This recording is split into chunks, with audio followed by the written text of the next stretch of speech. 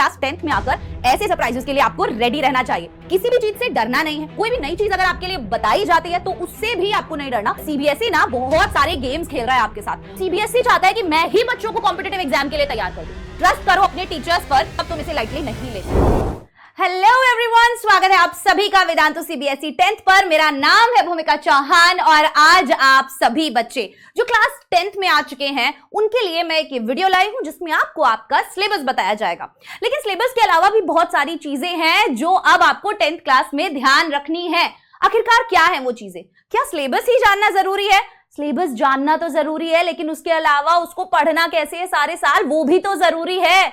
और मैं कौन हूं, मैं कैसे आपको ये चीजें पढ़ाऊंगी, इन सब के बारे में आज के इस वीडियो में मैं आपको बताऊंगी। अभी सीबीएसई ना बहुत सारे गेम्स खेल रहा है आपके साथ। अलग अलग तरीके की न्यूज रोजाना आ रही है अखबार में। कभी कोई बोलता है कि डमी स्कूल्स बंद हो जाएंगे, कभी कुछ कभी पैटर्न चेंज हो जाएगा। और मैं सही बताऊं तो क्लास 10th में आकर ऐसे सरप्राइजेस के लिए आपको रेडी रहना चाहिए। और सीबीएसई तो आजकल बहुत ही ज्यादा गेम्स खेल रहे हैं, तो अगर ऐसा कुछ आपके साथ होगा तो वो हम आपको बताएंगे।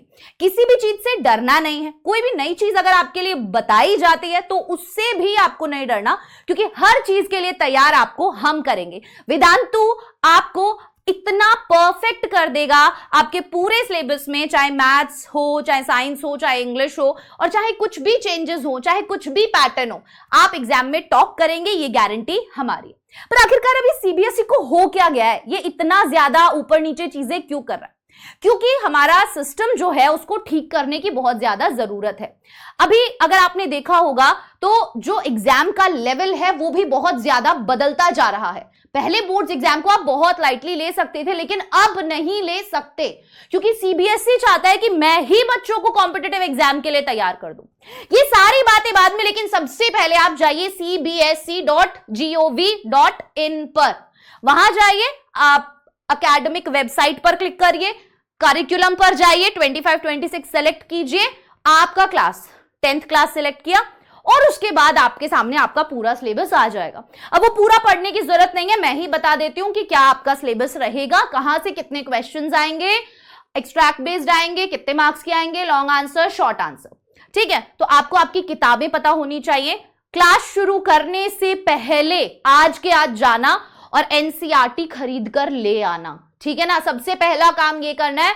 जो भी बच्चे ये सोच रहे हैं कि मैं सिर्फ रेफरेंस बुक्स खरीद लेता हूं, ये काम मत करो, किसी और पर डिपेंड मत रहो। बुक्स तुम्हारे पास होनी चाहिए, स्पेशली एनसीईआरटी की, क्योंकि एनसीईआरटी आप लोगों के लिए संजीवनी बूटी है।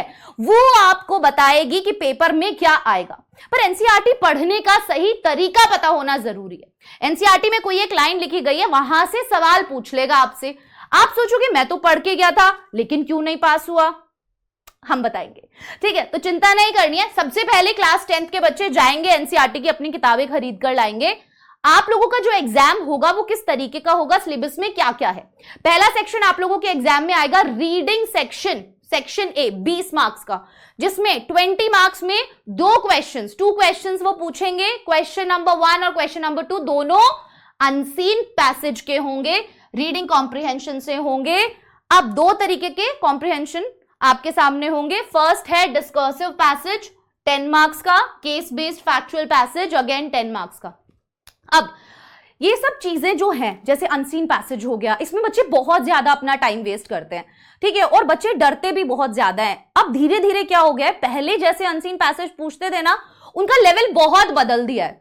ठीक है, तो कैसे सॉल्व करना है, टाइम कैसे मैनेज करेंगे, आपको आंसर्स कैसे ढूंढने हैं, सब कुछ मैं आपको बताऊंगी। तो इसी चैनल को अगर सब्सक्राइब नहीं किया बेटा, सबसे पहले जाके सब्सक्राइब कर लो।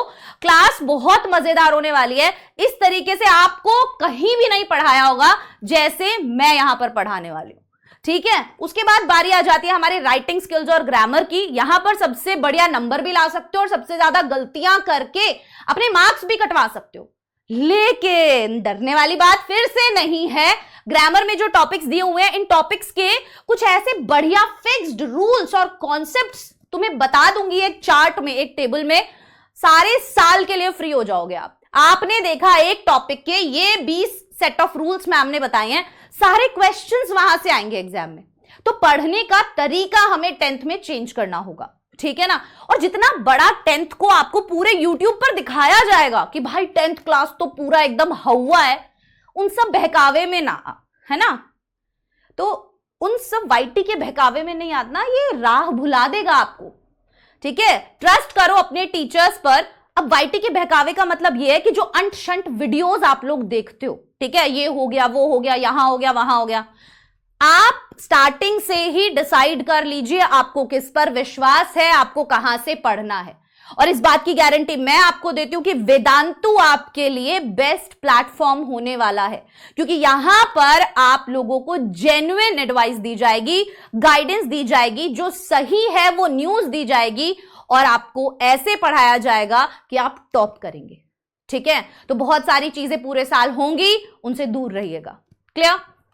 उसके बाद है हमारा ग्रामर का topic, determiners, tenses, modal, subject, verb, concord, reported speech, ये सब आएगा। इनमें गैप फिलिंग से आ जाएंगे, ट्रांसफॉर्मेशन से, ऐसे टाइप के क्वेश्चंस पूछे जाएंगे। ठीक है, तो हम बहुत सारे क्विज करने वाले हैं प्रैक्टिस करने के लिए भी। उसके बाद आ जाता है हमारा राइटिंग स्किल्स का। तो राइटिंग स्किल्स में आपसे फॉर्मल लेटर और एनालिटिकल पैराग्राफ, ये दो चीजें पूछी जाती हैं एग्जाम में, जो बहुत ईजी हैं। मैं सही बता रही हूं, बहुत ईजी है। कुछ रूल्स बच्चों को पता ही नहीं होते कि लिखना कैसे है, वो पता चल जाएंगे तो हर बच्चा, ठीक है, बिल्कुल जिसे कुछ भी नहीं आता ना, वो बच्चा भी इन्हें लिख पाएगा। तो फॉर्मल लेटर आएगा आपके पास और एनालिटिकल पैराग्राफ आएगा आपके पास, 5 मार्क्स के दोनों आएंगे। आफ्टर दैट सेक्शन सी आ जाता है लिटरेचर का। तो आपकी दो बुक्स हैं, फर्स्ट है first flight and the second one is footprints without feet. तो देखो, पहले एक्सट्रैक्ट वाले दो क्वेश्चंस आएंगे, एक प्रोज से एक पोएट्री से, 5 मार्क्स के। फिर शॉर्ट और very long answer type questions आएंगे 30 मार्क्स के।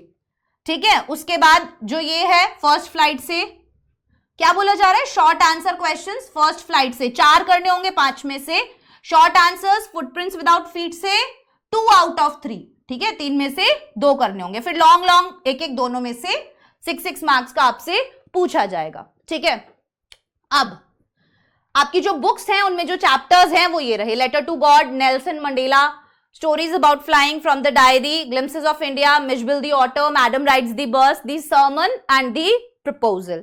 ठीक है, जो पोम्स हैं वो ये रही, dust of snow, fire and ice, a tiger in the zoo, how to tell wild animals, the ball poem, Amanda, trees, fog, the tale of custard the dragon and for Anne. अब ये आपकी poetry हो गई। उसके बाद last आपकी किताब आ जाती है footprints without feet, a triumph of surgery, the thief story, the midnight visitor, a question of trust, footprints without feet, the making of a scientist, the necklace, Bholi, the book that saved the earth. तो ये रहेंगी आपकी किताबें, footprints without feet और first flight. चले जाना, किताबें खरीद कर ले आना प्लीज। एनसीईआरटी की एक लाइन में कहां से क्वेश्चन बन सकता है वो मैं तुम्हें बताऊंगी। ठीक है, क्योंकि अब तुम इसे लाइटली नहीं ले सकते। ठीक है, तो बहुत आसान है 10th क्लास, और ज्यादा आसान आपके लिए हम बनाएंगे, यही सोचकर चलना है और इसी के अराउंड मेहनत भी करनी है। ठीक है ना, बहुत ज्यादा प्रेशर अपने ऊपर नहीं लेना, आराम से सब कुछ हो जाएगा, हम आपके लिए करेंगे, बोर्ड्स क्लास है, कोई प्रॉब्लम आपको नहीं होगा, बट आपका तरीका सही होना चाहिए और आपका प्लेटफॉर्म सही होना चाहिए। तो अभी तक अगर चैनल को सब्सक्राइब नहीं किया है, फटाफट से जाइए चैनल सब्सक्राइब कर दीजिए, और ये साल को हम ग्रेट बनाएंगे, बेस्ट बनाएंगे आपके लिए, ताकि आप आगे जाके अपने फ्यूचर में सही डिसीजंस लें, आपका जो फाउंडेशन है वो अभी से स्ट्रांग हो। Bye bye everyone, take care, all the very best.